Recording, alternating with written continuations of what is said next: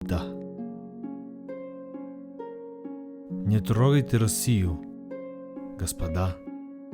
Что нужно вам и сытым, и одетым от той страны, что выручи в полсвета, сегодня и печальна, и бедна.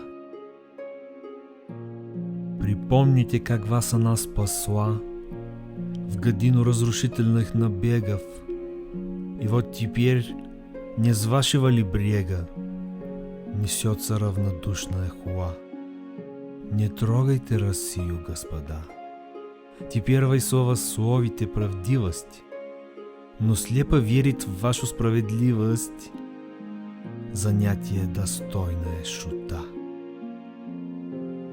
Россия не бывает неправа, уставшая то плакать, то молиться.